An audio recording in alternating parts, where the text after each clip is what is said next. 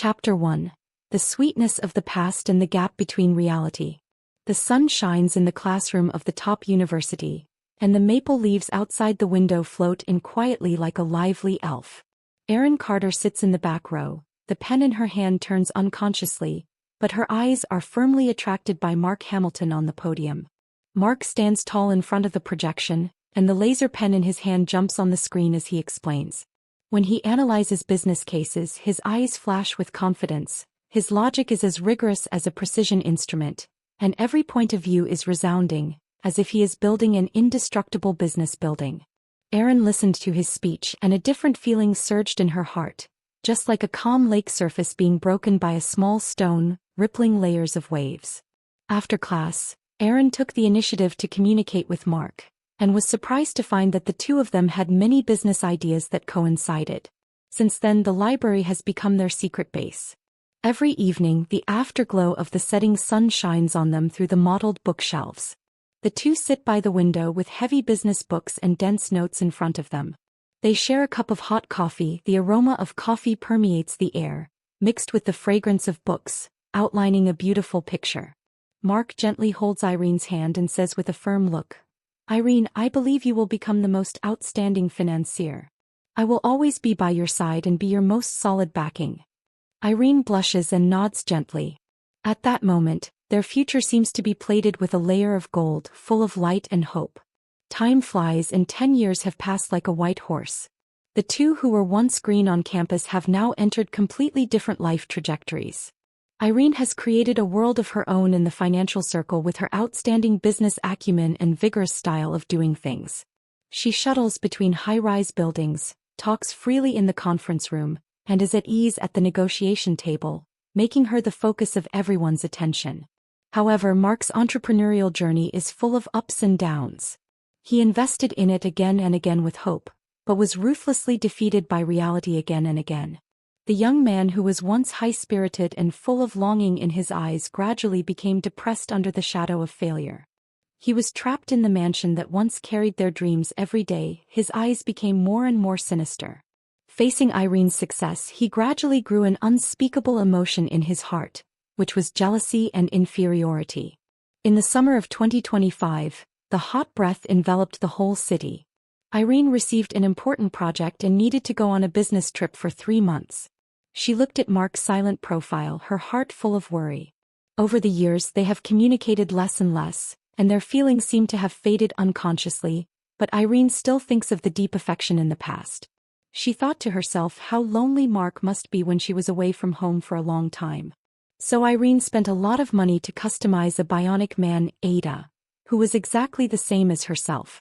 She personally implanted the companion mode for Ada and set up various programs for life details, expecting that this bionic man could replace herself, bring warmth and companionship to Mark, and let their relationship regain the warmth it once had, but she did not notice the dark storm that was coming. On the night when the bionic man was placed, the night was like a huge black satin, gently covering the entire city. In the living room, the lights were dim and soft as if telling stories of the past. Irene carefully placed Ada on the sofa in the living room, debugging various programs to ensure that everything was foolproof. After the placement, she quietly hid in the corner of the living room, wanting to see Mark's reaction when he saw Ada, but she did not expect a creepy scene to appear in front of her. Mark appeared in the living room at some point, holding a rope tightly in his hand, and his eyes revealed a kind of madness and determination. He walked towards Ada step by step, and every step seemed to step on Irene's heart. Suddenly, he stretched out his hands and put the rope around Ada's neck, tightening it with his veins bulging. Ada's mechanical cervical vertebrae made a heart-pounding sound, and the sound was like a sharp lightning, instantly piercing Irene's memories. Chapter 2. Horror Moments and Data Doubts. Irene froze in place, her legs seemed to be nailed to the ground, her heart was beating wildly and every beat made her chest hurt. The image of Mark tightening the bionic man's neck was like a terrifying photo, imprinted on her retina, and she couldn't get rid of it. She covered her mouth unconsciously, fearing that she would make a sound and expose herself to this terrible scene. After finally recovering from her shock, Irene forced herself to calm down, and like a frightened deer she tiptoed back to the room. Her breathing was rapid and disordered, her fingers trembling, and she finally opened the Bionic Man's background data page. The words and charts on the screen turned into sharp blades, cutting her heart. The records of violence were shocking. Ada's mechanical joints were broken many times, and the marks of heavy hammering on her head were clearly visible. Most of these violent acts occurred late at night when she was working overtime. Irene's vision gradually blurred and tears flowed uncontrollably, wetting her cheeks. With trembling hands she turned out the old photo album hidden deep in the drawer. The paper of the album has turned slightly yellow, which is the trace left by time. The first photo is a photo of them in the campus library. The two of them lean their heads against each other, looking at the same book with youthful smiles on their faces and eyes full of longing for the future. Then there was the graduation day, when Mark hugged her tightly and whispered in her ear, "Together forever." There were also sweet moments when they were newly married, surrounded by white wedding dresses and flowers, gazing at each other affectionately and making a lifelong commitment. "Why?"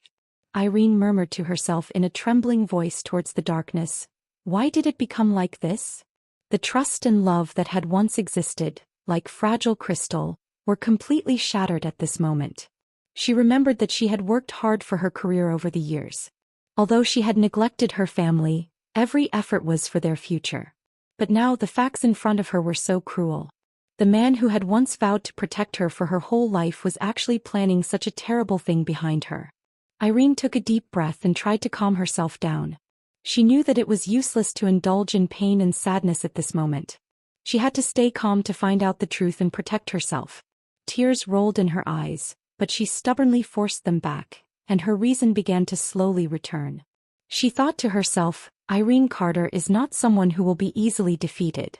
She has been in the financial circle for many years. She has seen all kinds of storms and waves. She must not fall down at this time. She began to analyze the data carefully, trying to find out the reasons behind Mark's behavior from clues. Could it be that Mark has a mental problem? But recalling the moments they spent together, he became silent but did not show any obvious abnormality. Could it be that he had financial difficulties? But she provided her family with a good living condition, so there shouldn't be such a problem. Suddenly she remembered some strange behaviors of Mark in recent months. He always avoided her to answer the phone, and every time she asked he said it was an insignificant matter. And his whereabouts, sometimes he would suddenly disappear for a few hours, and when he came back he would look hurried. The more Irene thought about it, the more suspicious she felt. These seemingly insignificant details might be the key to solving the mystery. Irene turned on the computer and began to search for all the information about Mark. She used the connections and resources she had accumulated in the financial circle to contact a private detective who was good at investigating privacy. The moment the call was connected, she tried to make her voice sound calm. "I need you to help me investigate something about my husband Mark."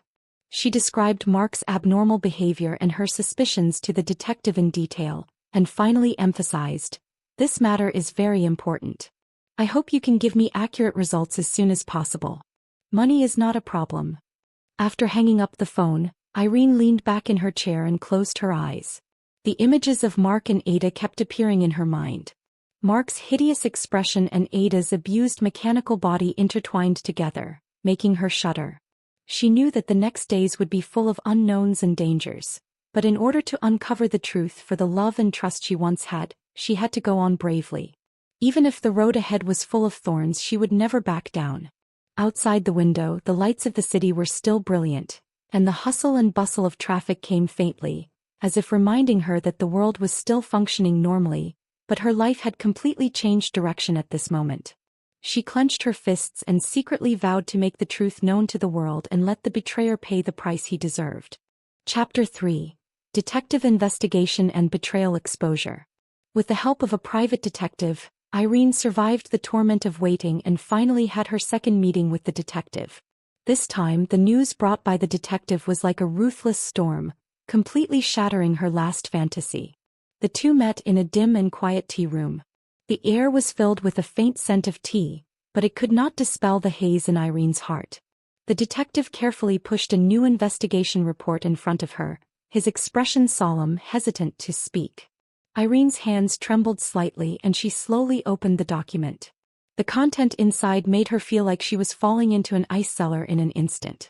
It turned out that Mark and Leah's conspiracy was far more complicated and sinister than she had imagined.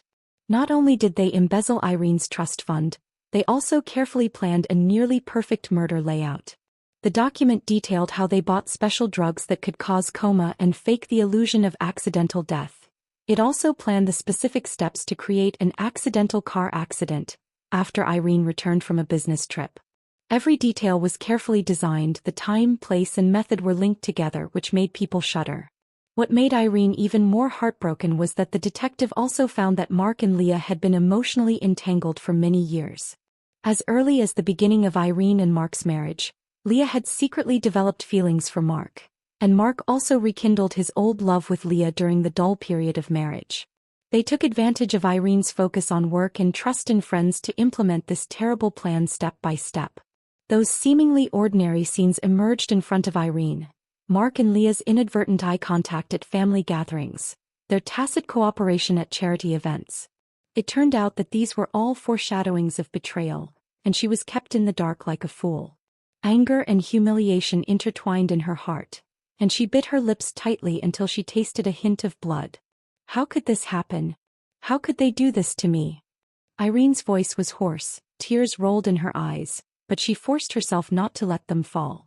She couldn't be weak at this time, she wanted to seek justice for herself. The detective cleared his throat and broke the silence. "Miss Carter, I also found that they have been in contact with some suspicious people recently, and they seem to be seeking more support. Time is running out and we must take action as soon as possible." Irene took a deep breath and tried to calm herself down. "I know, thank you. You continue to help me keep an eye on them and inform me of any new situation at any time." After leaving the tea house, Irene walked alone on the street. It was the rush hour after get-off work and the streets were busy with cars and people. But she felt that she was in a cold world and the hustle and bustle around her had nothing to do with her. She looked at the investigation report in her hand and her heart was mixed. Suddenly, a familiar laugh came and Irene subconsciously turned her head, only to see Mark and Leah walking out of a restaurant arm in arm.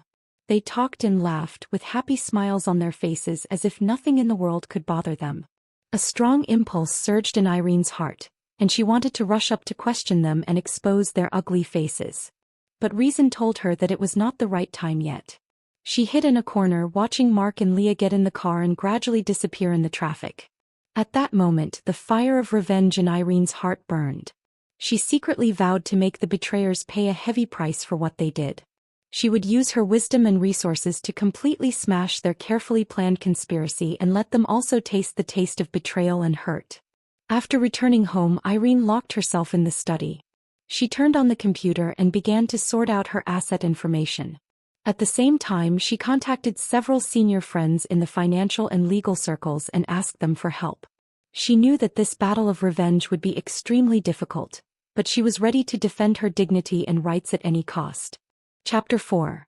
Bionic Memory and Deep Conspiracy.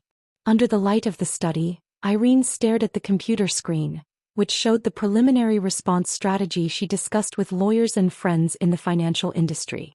But her mind was like a kite with a broken string, and it was difficult to concentrate. The intimate figures of Mark and Leah, as well as the heartbreaking investigation report, kept appearing alternately in her mind, filling her heart with anger and pain. Suddenly, her eyes fell on the bionic man Ada, who was quietly waiting in the corner, and an idea flashed through her mind like lightning. Irene walked quickly to Ada's side, squatted down, and carefully looked at this bionic man who had been expected to accompany her but was now full of scars. Ada's head was sunken, and the metal at the mechanical joints was twisted and deformed. These were all ironclad evidence of Mark's violence. Irene took a deep breath. She knew that Ada's memory chip might contain the key to unlocking more secrets of this conspiracy. She carefully took out Ada's memory chip and put it into a special data reading device. Some chaotic images and sound clips began to appear on the computer screen. Irene frowned and watched attentively, trying to sort out a clue from these chaotic information. As time went by, some pictures gradually became clear. Irene saw Mark and Leah arguing in the living room. Leah shouted, "When are you going to do it? The night is long and dreams are many. What if she finds out?" Mark responded impatiently, "Why are you in such a hurry? I have my own arrangements." Then the scene changed and it was Mark who was screaming at Ada. "Why don't you believe me? Do you think you are great just because you have made a few dirty money?" Every word was like a knife, piercing Irene's heart. Irene's hand unconsciously covered her mouth, and tears blurred her eyes again. She didn't expect that her husband's resentment towards her was so deep. What shocked her even more was that in the subsequent scenes she saw Mark and Leah holding her photos, repeatedly studying her living habits and travel patterns, and planning how to create that accidental car accident. It turned out that they had regarded her as prey long ago, and every detail had been carefully calculated. Irene recalled her usual life. Those seemingly ordinary days actually hid such deadly dangers. Her heart was full of fear but more of anger. "I will never let you succeed." Irene gritted her teeth and roared in a low voice. She continued to carefully check the contents of the memory chip, not missing any details. Finally she found some new clues. Mark and Leah had contact with a mysterious person while planning the murder. From the blurred picture you can see that the mysterious man was wearing a black suit and sunglasses, and his face could not be seen clearly, but his expression when he talked to Mark and Leah was very strange, as if he was conveying some important instructions. Irene immediately contacted the detective and told him about the discovery. After listening, the detective also felt that this mysterious man was very suspicious, and he said that he would investigate the identity and background of this person as soon as possible. After hanging up the phone, Irene leaned back in the chair, closed her eyes and tried to calm herself down. She knew that what she was facing now was not only the betrayal of her husband and bestie, but there might be a bigger conspiracy behind it. In order to find out the truth, Irene decided to take the initiative. She began to investigate Mark and Leah's recent social activities, trying to find out more about their connection with this mysterious man. She used her connections in the financial world to ask some friends for information, and also obtained Mark and Leah's call records and text messages through various channels. After several days of hard work, Irene finally made a new discovery. It turned out that Mark and Leah were involved in an illegal financial investment project, which involved huge financial fraud. And the mysterious man was probably the mastermind behind this project. They planned to murder Irene on the one hand to seize her property and on the other hand to cover up their crimes in this illegal project. Irene realized that she was in an extremely dangerous situation. If she could not expose this conspiracy as soon as possible, not only would her life be threatened, but more people might be implicated. She decided to hand over the evidence she had to the police and seek their help. On the way to the police station, Irene was in a very complicated mood. She was looking forward to the police launching an investigation as soon as possible to bring these criminals to justice. But she was also worried that her evidence was not sufficient to get them the punishment they deserved. But she knew that she had no way out and had to go on bravely. Arriving at the police station, Irene explained her findings in detail to the police and submitted all the evidence. After hearing this, the police were shocked by the seriousness of the case. They promised to launch an investigation immediately and not let go of any clues. After leaving the police station, Irene felt a long-lost sense of relief. Although she knew that the battle was far from over, at least she had taken a crucial step. She looked at the sky and prayed silently in her heart, hoping that justice would come soon and let those betrayers and criminals get the punishment they deserved. After returning home, Irene looked at the empty room with mixed feelings. Once this was a warm harbor for her and Mark, but now it is full of conspiracy and betrayal. But she will not let these dark things shroud herself forever. She wants to regain her own life and let the sun shine into this home again. As night fell, the lights of the city gradually lit up. Irene sat in front of the window, looking at the bustling night scene outside, and a firm belief surged in her heart. She believes that as long as she perseveres, she will be able to overcome this crisis and achieve her own victory. Chapter 5: Asset Transfer and Public Opinion Pressure. After leaving the police station, Irene knew that time is life, and every minute and every second is extremely precious.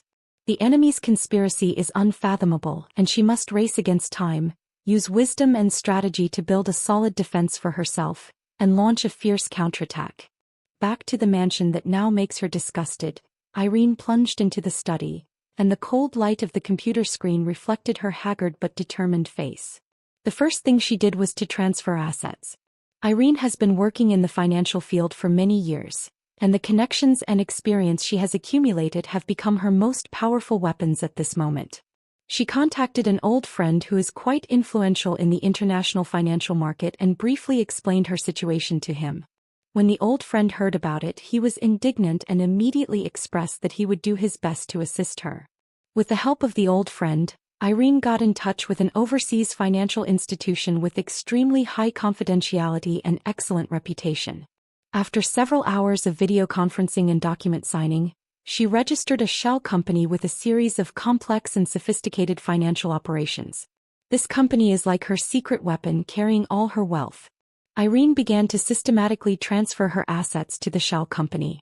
Every transfer of funds was carefully considered by her to ensure that no suspicious traces were left. She knew that Mark and Leah were watching her in the dark. If she was not careful, she might alert the enemy and put herself in an irretrievable situation. In the process of transferring assets, Irene, with her deep understanding of financial rules and keen market insight, cleverly used various financial tools and means, such as complex equity transactions and the establishment of offshore trust funds, to wrap the assets layer by layer, making them difficult to track and freeze. However, it was not all smooth sailing. When transferring a large amount of assets, Irene encountered many obstacles. The bank became suspicious of the abnormal flow of funds and asked for detailed instructions on the use of funds and related documents. Irene's heart was instantly in her throat. She knew that this might be Mark and Leah behind the scenes, trying to sabotage her plan. But she did not panic. With her rich experience and excellent communication skills, she explained to the bank that this was a normal international investment project, and quickly provided carefully prepared false documents, successfully dispelling the bank's doubts.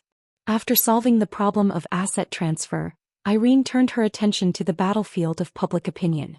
She knew that to completely defeat Mark and Leah, it was not enough to just keep her own property, but she must also make them lose their reputation and lose all support. And public opinion was another sharp blade in her hand. Irene used her connections in the media circle to contact a senior investigative reporter. The reporter was famous for exposing the dark side of society and digging out the truth. He showed great interest in the clues provided by Irene. Irene told him in detail about Mark and Leah's conspiracy, including their misappropriation of trust funds, participation in illegal financial projects, and planning murder. After hearing this, the reporter was shocked and decided to investigate the case in depth. Thanks to the efforts of the reporter, reports exposing the dark side of Leah's charity project appeared in newspapers one after another. The report detailed how Leah used charity projects as a cover to embezzle donations for private investment, resulting in many people who really needed help not being helped. Once the article was published, it immediately attracted widespread attention and strong condemnation from the society. People expressed their anger and dissatisfaction with Leah on social media and asked relevant departments to thoroughly investigate the matter. For a time, Leah became the target of public criticism. Her social accounts were flooded with negative comments, and the so-called friends and supporters who once surrounded her also distanced themselves from her. At the same time, Irene also anonymously reported Leah's financial fraud to the tax bureau. After receiving the report, the tax bureau quickly launched an investigation. Faced with the tax bureau's inquiries and reviews, Leah panicked. She tried to make up various excuses to cover up her crimes, but in the face of solid evidence, everything was in vain. The intervention of the tax bureau made Leah's situation worse. She not only had to face the pressure of public opinion, but also had to bear legal responsibilities. And Mark also felt unprecedented pressure in Irene's plan. Irene revealed to Mark through an anonymous letter that she already knew all their plans and had enough evidence. Mark was immediately confused after receiving the anonymous letter. He began to contact Leah frequently to discuss countermeasures, but every call was monitored by Irene through technical means. From their conversation, Irene learned that Mark and Leah had fallen into extreme panic and confusion. Their plans were completely disrupted, and contradictions and disagreements began to appear internally. One night, Irene saw Mark pacing frantically at home through surveillance, cursing constantly. Leah was crying on the side and the two accused each other and the scene was in chaos. Irene looked at all this without a trace of pleasure in her heart, only deep sorrow. Once they were all her closest people, but now because of greed and desire, they have become her most terrible enemies. But Irene knew that she could not be soft-hearted or let down her guard. She continued to pay close attention to Mark and Leah's every move, while maintaining close contact with the police, and providing them with new clues and evidence at any time. She knew that the battle had entered a white-hot stage. Although the dawn of victory had begun to appear, she still needed to go all out to completely win this battle of revenge. Chapter 6. Surveillance and Evidence Collection. The night was as dark as ink, and the lights of the city flickered in the darkness, like a sea of light. Irene stood in front of the window of the mansion, staring at the night outside the window, but she had no interest in appreciating it. She knew that although Mark and Leah were already in a panic, they were trapped and fighting. They might jump over the wall and make even crazier moves. Therefore, she must collect enough evidence to bring them to justice before they act again. In the process of asset transfer and public pressure, Irene has gradually grasped the psychological weaknesses of Mark and Leah, and also figured out some of their action patterns. She decided to take advantage of this and carefully lay out a deadly trap for them. Irene contacted a professional who is proficient in electronic equipment and surveillance technology, and installed microcameras and recording equipment in various hidden corners of the mansion. These devices are like her eyes and ears, which can capture every move and every word in the house in real time. In order to ensure the smooth implementation of the plan, Irene also encrypted the monitoring system to prevent Mark and Leah from noticing and destroying it. After everything was ready, Irene began to implement her next plan, to induce Mark and Leah to join. She deliberately revealed in a call with Mark that she would return home early because the project ended early. After hearing the news, Mark showed extreme tension and anxiety as Irene expected. Irene could hear a trace of panic in his voice, which made her more convinced that her plan was moving towards success step by step. On the day of returning home, Irene pretended to know nothing and walked into the house as usual. Mark greeted her calmly, squeezed a smile on his face, but his eyes revealed an unconcealable nervousness. Leah also arrived soon after.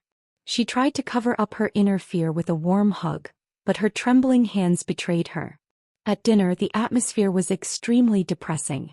Mark and Leah kept picking food for Irene, but their eyes met from time to time, conveying some unspeakable information. Irene pretended not to notice but sneered in her heart. She knew that they had taken the bait. After dinner, Mark suggested that everyone drink a glass of wine together to celebrate Irene's return. He walked into the kitchen, took out a bottle of red wine that had been prepared long ago, and poured it for the three of them. Irene noticed that when Mark poured the wine, his eyes flickered and his hands trembled slightly. She knew in her heart that there must be something wrong with the wine. Mark picked up the wine glass and said casually, "Come on, dear, cheers for your safe return." Leah also raised her glass, and the smile on her face looked particularly stiff. Irene looked at them and a feeling of disgust surged in her heart, but she still resisted and slowly raised her glass. Just as Mark and Leah were about to drink their glasses, Irene suddenly put down her glass and said, "Wait a minute, I remember that I have some work to deal with. I'll go to the study first." Mark and Leah's faces turned pale instantly. They didn't expect Irene to suddenly change her plan. Mark hurriedly said, "Why are you in such a hurry? It's not too late to finish this glass of wine first." Irene smiled slightly and said, "It's okay, it will be ready soon, you drink first." After that, she got up and walked towards the study. Entering the study, Irene quickly turned on the surveillance screen, and saw Mark and Leah pacing anxiously in the living room, arguing in a low voice. What should I do? Why did she suddenly go to the study? Did she find something? Leah's voice was crying. Mark said fiercely, "It's impossible. She must really have work. Let's wait a little longer and do it when she comes out." Irene looked at the surveillance screen and secretly thanked her for her caution. She knew that Mark and Leah were eager to implement their murder plan. And now is the best time to collect evidence of their crimes. After a while, Irene pretended to finish her work and walked out of the study. Mark and Leah stopped arguing immediately and smiled again. Irene picked up the wine glass again, looked at them and said, "Sorry to have kept you waiting for so long, let's have a toast." Mark and Leah looked at each other, a trace of determination flashed in their eyes, then raised their glasses and drank them all. However, they never expected that Irene had secretly replaced the wine. What they drank was just ordinary juice, not red wine containing poison. After drinking the medicine, Mark and Leah did not faint as they expected, but became more panicked. What's going on? Why is she okay? Mark looked at Irene in horror, his voice trembling. Irene looked at them coldly and said, I knew your conspiracy a long time ago. From the moment you betrayed me, today's ending was doomed. After that, she took out her mobile phone and played the surveillance video, which clearly recorded the whole process of Mark and Leah planning murder and embezzling funds. Mark and Leah collapsed to the ground when they heard the voice in the video.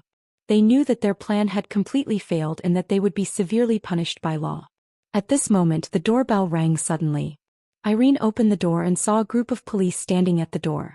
It turned out that Irene had called the police while playing the surveillance video. The police quickly rushed into the house and arrested Mark and Leah. Looking at Mark and Leah being taken away by the police, Irene felt mixed emotions. The love and trust she once had have now turned into bubbles. But she knew that she had finally won this difficult battle of revenge. After the police left, Irene sat alone in the living room, looking at the empty room, feeling a lot of emotion in her heart.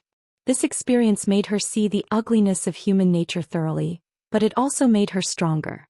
She knew that the road ahead was still long, but she was no longer afraid. Outside the window, the lights of the city were still brilliant, and a new life was waving to her. Irene took a deep breath, stood up and took firm steps towards her own tomorrow. Chapter 7. Final Confrontation and Just Trial. After Mark and Leah were taken away by the police, Irene spent a long and sleepless night alone in the empty mansion. The once warm home is now filled with conspiracy and betrayal, and every corner seems to be telling the past that is too painful to look back on. She sat on the sofa in the living room, staring blankly at the sky gradually brightening outside the window, her thoughts tangled like a tangled mess. At dawn, Irene got up and began to prepare for the upcoming trial. She contacted her most trusted team of lawyers and repeatedly discussed the details of the case to ensure that every piece of evidence was conclusive and every accusation was well-founded. The lawyer told her that based on the evidence currently available, Mark and Leah would face a number of serious charges, including attempted murder, financial fraud, embezzlement of public funds, etc., and they would likely spend a long time in prison. However, Irene knew that this trial was not only to bring them to justice, but also to give herself an explanation and seek justice for the feelings and trust that had been betrayed. She decided to appear in court in person and face the two people who were once closest to her. On the day of the trial, the court was packed. Media reporters set up cameras and microphones early to capture every moment of this high-profile trial. The public was full of curiosity and attention to this case. They wanted to know what kind of shocking conspiracy was hidden behind this seemingly ordinary family dispute. Irene was dressed in a smart black suit, with a stern face and firmness and confidence in her eyes. She walked into the court and glanced at Mark and Leah in the dock. Mark lowered his head and dared not look her in the eye, while Leah stared at her fiercely with resentment in her eyes. At the beginning of the trial, the prosecutor first read out the charges against Mark and Leah, and showed the evidence provided by Irene one by one. The surveillance video, call records, financial statements and other ironclad evidence made it difficult for Mark and Leah's defense lawyers to refute. When it was Irene's turn to testify, she took a deep breath and slowly walked to the witness stand. Her voice was clear and firm, and she recounted the details of how she discovered Mark and Leah's betrayal, as well as their plot to murder and embezzle funds. During the narration, Irene's emotions remained restrained, but the occasional flash of pain and anger in her eyes still made the people present feel the pain in her heart. I used to regard them as the people I trusted the most, Irene said, her voice trembling slightly. I gave them my love, my trust and everything I had, but they betrayed me in the most cruel way. They not only wanted to take away my property but also my life. Mark and Leah's defense lawyer tried to question and make things difficult for Irene, but Irene fought back one by one with her clear thinking and calm attitude. Her answers were concise and clear without any flaws, which made the defense lawyer's conspiracy fall through again and again. During the trial, Mark and Leah's attitudes changed dramatically. At first they tried to quibble and deny, but as the evidence continued to be presented, their psychological defenses gradually collapsed. Mark began to cry with his head down, saying, "I'm sorry," all the time, while Leah screamed hysterically, accusing Irene of deliberately framing them. Faced with their performance, Irene was unmoved. She knew that their actions were just to evade legal sanctions. She firmly believed that justice would be served. After a long court debate, The judge finally announced a recess and a verdict would be announced on a later date. Irene walked out of the court. The sun shone on her face, but she could not feel any warmth. She knew that although the trial was about to end, the pain in her heart would never be completely healed. A few days later, the day of sentencing finally arrived. The courtroom was packed with people again and the atmosphere was tense and depressing. The judge stood up and read out the verdict. Mark and Leah were convicted of attempted murder, financial fraud, and embezzlement of public funds, and were sentenced to 20 and 15 years in prison respectively. Hearing the verdict, Irene felt mixed emotions. She knew that this result was what she deserved, but she did not feel any joy. She looked at Mark and Leah in the dock and said silently in her heart, "This is the price of your betrayal." Walking out of the court, Irene was surrounded by media reporters. They asked her questions one after another, wanting to understand her feelings at the moment. Irene stopped, looked at the camera and said calmly, "This trial has made me lose a lot, but it has also made me see a lot. I hope that through my experience, more people will understand that betrayal and greed will eventually only make themselves fall into an abyss of no return." After that, Irene turned and left, leaving a group of reporters talking behind her. She knew that her life was about to open a new page. Although the road ahead was still long and there would be many unknown challenges waiting for her, she was no longer afraid. Because she had walked out of this painful experience and became stronger and braver. As the sun set, the afterglow sprinkled on Irene's body, stretching her figure very long. She took firm steps and walked towards home. At this moment, her heart was full of vision and hope for the future, and she believed that tomorrow would be better. Chapter 8. New Life in the End of the Past. The afterglow of the setting sun shines through the large French windows into Irene's study, coating everything in the room with a warm orange light. Irene sits at the desk with Ada's memory chip in front of her. The small chip carries the past that she doesn't want to look back on but can't forget. Her fingers gently stroke the edge of the chip and her thoughts come like a tide. Since Mark and Leah were sentenced, life seems to have returned to peace, but Irene knows that some wounds have scabbed over but have left scars forever. Her social circle has experienced a huge shock in this storm. Most of the people who once surrounded her and flattered her have now scattered, which made her see the coldness of human nature. But she also gained some real friends, those who stayed with her and supported her in her most difficult times, making her feel warm again. Irene picked up the chip, slowly got up and walked to the window. The city outside the window was still bustling and noisy, with heavy traffic and people busy in their own lives. It seemed that no one cared about the storm she had experienced. She opened the window and the breeze blew her face with a hint of coolness, blowing away the broken hair on her forehead.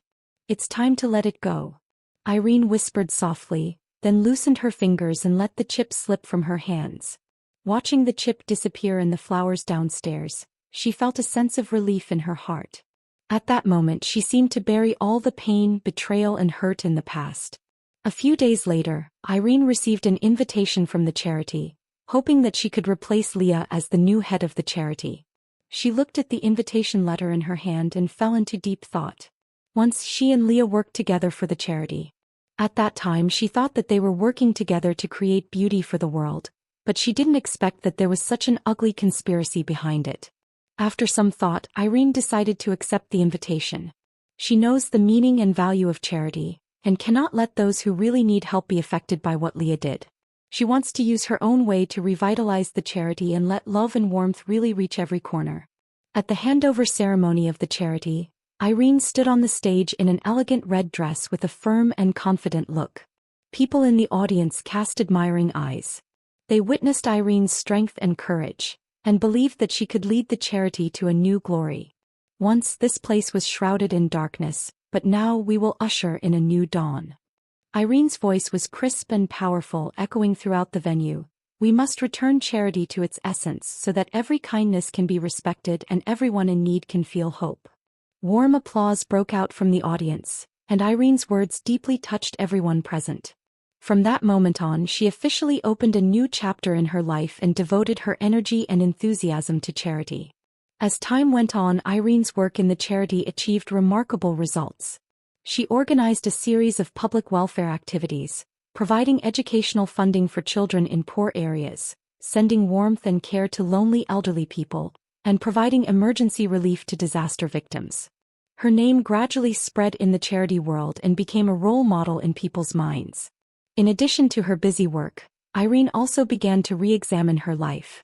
She signed up for various interest classes to learn painting, yoga, and cooking.